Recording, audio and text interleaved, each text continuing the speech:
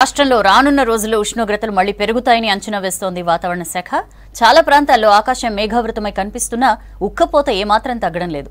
ఉదయం 7 గంటల నుంచి వేడుగాలి వీస్తోంది. మధ్యాహ్నానికి ఎండలు మండిపోతున్న పరిస్థితి. దీంతో బయటకు వెళ్లే ప్రజలు జాగ్రత్తలు పాటించాలని సూచించింది ఐఎండీ.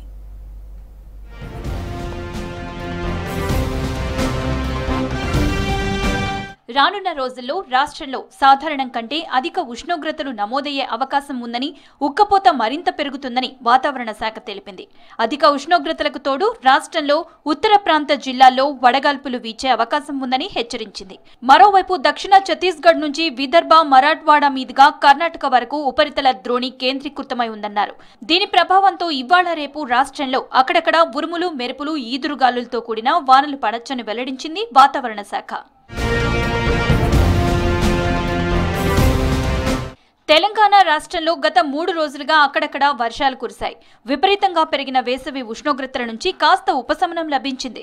హైదరాబాద్తో పాటు రాష్ట్ర వ్యాప్తంగా పలుచోట్ల ఆకాశం మేఘావృతమై చిన్నపాటి జల్లులు కురిశాయి.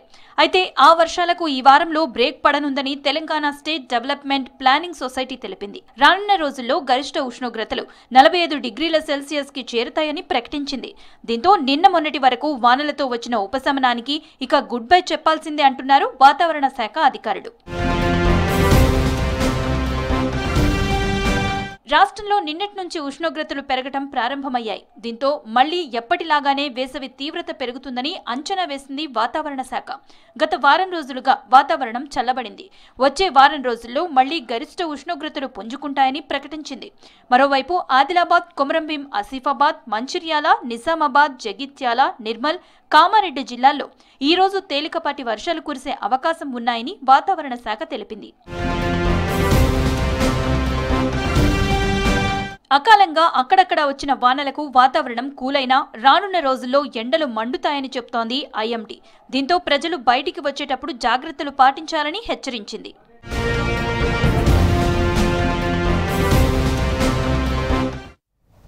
ఇచ్చిన మాట ప్రకారం చెప్పిన టైంలోపే రుణమాఫీ చేస్తామన్నారు సీఎం రేవంత్ రెడ్డి. పాలమూరు అభివృద్ధిని అడ్డుకునేందుకు కొందరు కుట్ర చేస్తున్నారని ఫైర్ అయ్యారు. కేసీఆర్ ను దొర అని విమర్శించిన ఆర్ఎస్ ప్రవీణ్ కుమార్ కు 6 నెలల్లోపు దొర పంచన చేరారన్నారు. పాలమూరు జిల్లా ఎన్నికల ప్రచారంలో పాల్గొన్నారు సీఎం. బీఆర్ఎస్, బీజేపీ టార్గెట్ గా విమర్శల దాడి చేశారు మంత్రులు. ఆగస్టు 15 లోపు రుణమాఫీ చేయకుంటే ముఖ్యమంత్రిగా రాజీనామా చేస్తారా అన్న హరీష్ రావుకు స్ట్రాంగ్ రిప్లై ఇచ్చారు సీఎం రేవంత్. చెప్పిన టైంలోపే రుణమాఫీ చేస్తే కేసీఆర్, హరీష్ రావు బీఆర్ఎస్ పార్టీని రద్దు చేసుకుంటారా అని సవాల్ చేశారు. ఫామ్ హౌస్ లో కేసీఆర్ ఉరేసుకొని చచ్చినా రుణమాఫీ ఆగదని తేల్చి చెప్పారు రేవంత్. కొడంగల్ సెగ్మెంట్ మద్దూరు కాంగ్రెస్ కార్యకర్తల సమావేశంలో పాల్గొన్నారు సీఎం. పాలమూరు అభివృద్ధిని అడ్డుకునేందుకు కొందరు కుట్రలు చేస్తున్నారని ఆరోపించారు. దొంగసారా, అక్రమ మైనింగ్ చేసినోళ్లు పోటీకి వస్తున్నారన్నారు వంశీచంద్ రెడ్డి. 15 ఆగస్టు లోపల తప్పకుండా 2 లక్షల రూపాయల రైతు రుణమాఫీ చేసే బాధ్యత నాది. సేవాలాల్ సాక్షిగా, బావోజీ సాక్షిగా నేను మాట ఇస్తున్నా. 15 ఆగస్టు లోపల నేను మీ రైతు రుణమాఫీ చేస్తాను. హరీష్ రావు అంటున్నా నిన్న చేయకపోతే రాజీనామా చేస్తావా అని. నేను హరీష్ రావుకు సూటిగా కేసీఆర్ సవాల్ విసురుతున్నా. 15 ఆగస్టు లోపల రుణమాఫీ నేను చేస్తా.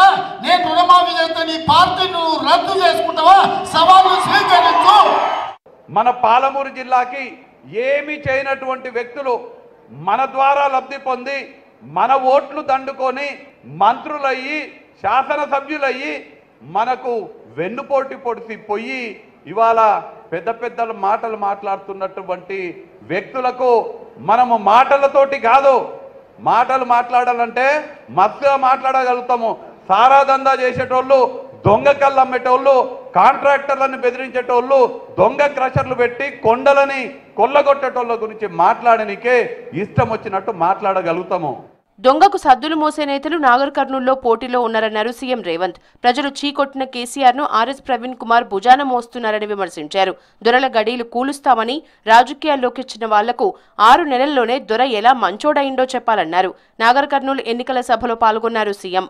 ఆయన డీజీపీ అయ్యే అవకాశం ఉన్న మీరు ఐపీఎస్ అధికారిగా రాజీనామా చేసి ఈ దొరల పెత్తనాన్ని సహించేదే లేదు, ఈ దొరలకు వ్యతిరేకంగా గడీలను బద్దలు కొడతా, గడీలను కూలుస్తా అని ఆనాడు మీరే కదా ప్రవీణ్ కుమార్ గారు మాట్లాడింది. ప్రభుత్వ అధికారిగా నన్ను పని చేయనిస్తలేడు చంద్రశేఖరరావు, అందుకే ఈ ప్రభుత్వ ఉద్యోగానికి రాజీనామా చేసిన ప్రజా జీవితంలోకి వస్తున్న ప్రజల తరఫున కొట్లాడతా చంద్రశేఖరరావు గద్దె దించుతా అని చెప్పినావు కదా. మరి 6 నెలల్లోనే ఏం మారింది? ఏమి మీరు చంద్రశేఖరరావు గారిని చూసి నమ్మినరని నేను అడుగుతున్నా. నారాయణపేట జిల్లా పర్యటనలో భాగంగా ఆలయాల్ని సందర్శించారు సీఎం రేవంత్. కొత్తపల్లి మండలం తిమ్మారెడ్డిపల్లిలోని బావోజీని దర్శించుకున్నారు. బావోజీ జాతర సందర్భంగా ఎంపీ అభ్యర్థి వంశీచంద్రరెడ్డితో కలిసి ప్రత్యేక పూజలు చేశారు. హనుమాన్ ఆలయంలోనూ పూజలు నిర్వహించారు సీఎం. కేసీఆర్ బస్సు యాత్ర కాదు, మోకాళ్ల యాత్ర చేసినా ఉపయోగం లేదన్నారు మంత్రి కోమటిరెడ్డి వెంకటరెడ్డి. ఉమ్మడి నల్గొండ జిల్లాలోని భువనగిరి, నల్గొండ పార్లమెంటు నియోజకవర్గాల్లో బీఆర్ఎస్ కు డిపాజిట్లు దక్కవన్నారు. లిక్కర్ కేసులో అరెస్ట్ అయిన కవితకు బెయిల్ దొరకదన్న కోమటిరెడ్డి, త్వరలో కేసీఆర్, కేటీఆర్ జైలుకు వెళ్లడం ఖాయమన్నారు కోమటిరెడ్డి. బస్సు యాత్రని కట్టెపట్టుకుని వెళ్ళిన ఒక ముసలాయన నల్గొండ జిల్లాని నాశనం చేసి కృష్ణా నీళ్ళన్న జగన్మోహన్ రెడ్డికి అప్పచెప్పి మీరిద్దరు లాలూచిపడి రాయలసీమ లిఫ్ట్ ఇరిగేషన్ కానీ, ముచ్చుమర్రి లిఫ్ట్ ఇరిగేషన్ కానీ, పోతిరెడ్డిపాడు 80,000 క్యూసెక్స్కు తీసుకుపో, నేను టేల్పాండ్ గోదావరి నీళ్ళు తీసుకొచ్చి సాగర్ నింపుతా అని చెప్పి నీ తెలివి లేని పనికి ఇవాళ మొత్తం నాశనం అయిపోయినాం. కేసీఆర్, బీఆర్ఎస్, టీఆర్ఎస్ శకం ముగిసిపోయింది. మోదీకి ఓటమి భయం పట్టుకుందన్నారు రాష్ట్ర రవాణా శాఖ మంత్రి పొన్నం ప్రభాకర్. కాంగ్రెస్ అధికారంలోకి వస్తే ముస్లింలకు ఆస్తులు పంచుతుందని బీజేపీ తప్పుడు ప్రచారం చేస్తోందని మండిపడ్డారు. Granite వ్యాపారులతో, local ఎమ్మెల్యేతో Bandi Sanjay match fixing చేసుకున్నారని ఆరోపించారు పొన్నం. మేం భారతీయ జనతా పార్టీ నరేంద్ర మోడీ గారిని అడుగుతా ఉన్నాం, ఈ దేశంలో ఉన్నటువంటి ప్రజలను మీరొస్తే హిందువులకు మరింత మేలు జరుగుతుందనే ఆలోచనతోటి మీరు చెప్పినటువంటి మాటలు 30 సంవత్సరాల తర్వాత ఒక పార్టీకి ఎంత మెజార్టీ రావన్నో ఏకగ్రీవంగా ఎవరి సహకారం లేకుండా ప్రభుత్వాన్ని ఏర్పరచుకునేంత మెజార్టీ ఇచ్చిన ప్రజలు. పెద్దపల్లి జిల్లా ముత్తారం మండలం ఓదేడు బ్రిడ్జ్ కూలిన ఘటనపై స్పందించారు మంత్రి శ్రీధర్ బాబు. బీఆర్ఎస్ ప్రభుత్వ నిర్లక్ష్యం, పనుల్లో నాణ్యత లోపంతోనే బ్రిడ్జ్ కూలిందన్నారు. ఘటనకు కారణమైన వారిపై చర్యలు తీసుకోవాలని అధికారుల్ని ఆదేశించామన్నారు మంత్రి. ఓడేడు గ్రామంలో హై లెవెల్ బ్రిడ్జ్ నిర్మాణ కార్యక్రమం కి నాంది పలికి అనేక సంవత్సరాలుగా దాన్ని పూర్తి చేయకుండా కాంట్రాక్టర్ల నిర్లక్ష్యం వహిస్తుంటే నోరు మెదపకుండా మరొక మారు వారి నాణ్యత లోపం వల్ల ఈ రోజు జరిగిన సంఘటన ఆ బ్రిడ్జ్ కూలిపోవటం జరిగింది. ఖచ్చితంగా దానిపైన విచారణ జరపాలని ముఖ్యమంత్రి గారిని కోరినాము. ఈ ప్రాంత శాసన సభ్యుడిగా తప్పకుండా దానిపైన విచారణ జరిపిస్తాం. కాంగ్రెస్ అభ్యర్థుల తరపున ప్రచారం స్పీడప్ చేశారు సీఎం. మంత్రులు పార్లమెంటు నియోజకవర్గాల్లో విస్తృతంగా పర్యటిస్తున్నారు. బీఆర్ఎస్ కాంగ్రెస్ లు నాణానికి బొమ్మ బొరుసులాగా అని విమర్శించారు బీజేపీ నేతలు. సీఎం రేవంత్ రెడ్డి అహంకారంతో మోడీలు బోడీలు అని మాట్లాడుతున్నారని ఫైర్ అయ్యారు. బీఆర్ఎస్ మోకాళ్ల యాత్ర చేసినా ప్రజలు నమ్మరని అన్నారు. బీజేపీకి దైవానుగ్రహం ఉందన్నారు. తాము దేశం కోసం, ధర్మం కోసం పనిచేస్తామన్నారు కమలం నేతలు.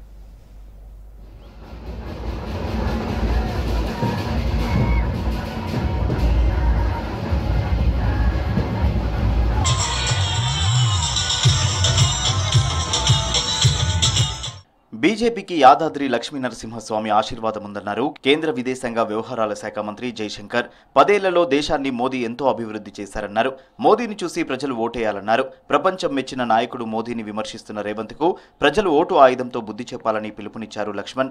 భువనగిరిలో బూర నర్సయ్య గౌడ్ నామినేషన్లో పాల్గొన్నారు కేంద్ర మంత్రి జైశంకర్. ఓబీసీ మోర్చా జాతీయ అధ్యక్షులు ఎంపీ లక్ష్మణ్. आपके सामने मोदी जी का गारंटी है, गारंटी का गारंटी भी है कि ये गारंटी जो है आपका जीवन बदलेगा। और आपका जीवन तब बदलेगा जब आपका दिल्ली में अच्छा एमपी होगा, ईमानदार एमपी होगा, ऐसा एमपी होगा जिसका पब्लिक में सेवा करने का ट्रैक रिकॉर्ड हो।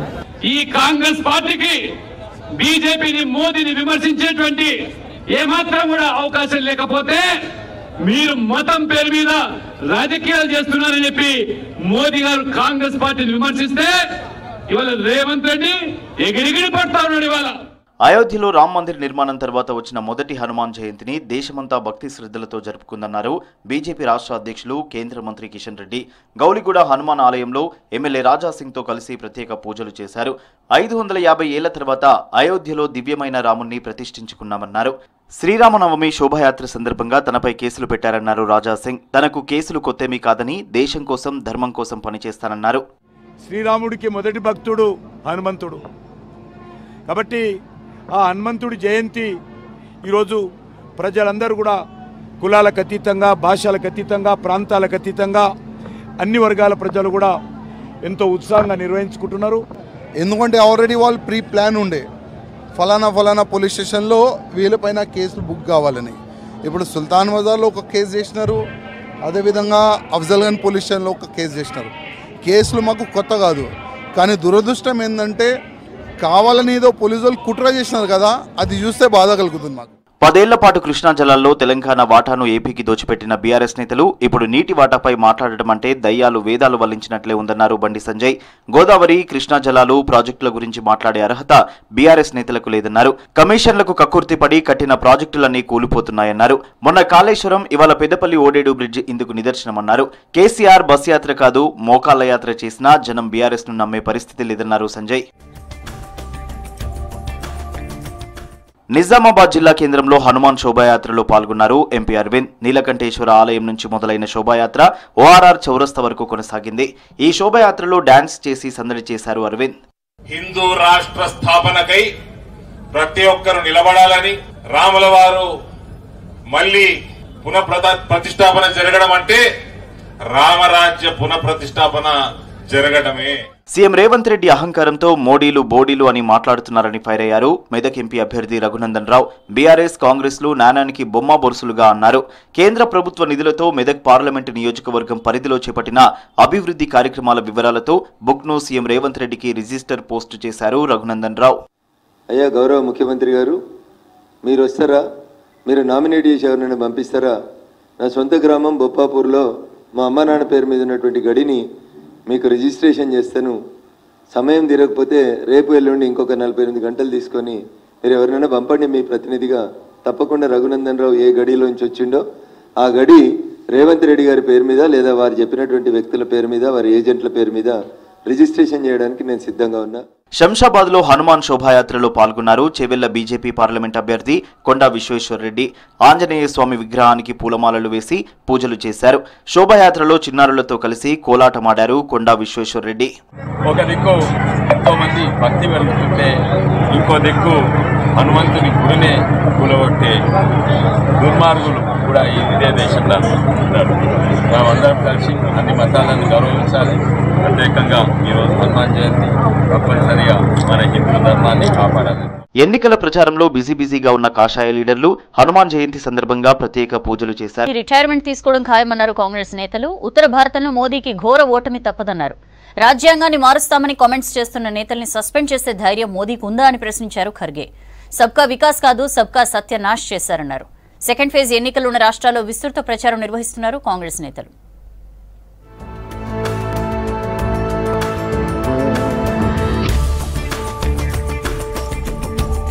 దేశ ప్రజలపై మోదీకి ప్రేమ ఉంటే రాజ్యాంగాన్ని మారుస్తామని కామెంట్ చేస్తున్న బీజేపీ నేతల్ని బహిష్కరించాలని సవాల్ చేశారు కాంగ్రెస్ అధ్యక్షులు ఖర్గే.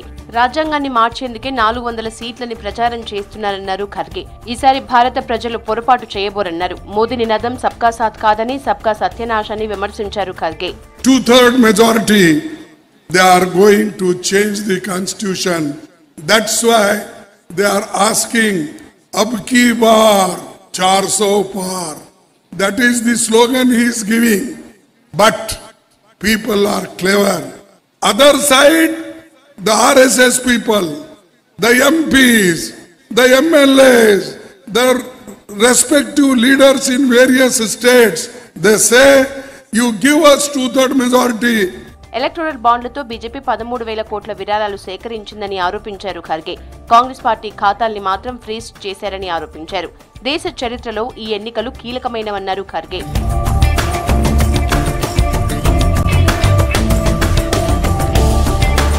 దేశం అభివృద్ధి చెందితే ద్రవ్యోల్బణం, నిరుద్యోగం ఎందుకు పెరుగుతాయని ప్రశ్నించారు ప్రియాంక గాంధీ. కర్ణాటకలోని చిత్రదుర్గలో పర్యటించిన ఆమె బహిరంగ సభలో బీజేపీపై తీవ్ర విమర్శలు చేశారు. దేశం వేగంగా అభివృద్ధి చెందుతోందని భ్రమలు కల్పిస్తున్నారన్నారు ప్రియాంక. आज देश में 2 अलग सच्चाइयां हैं.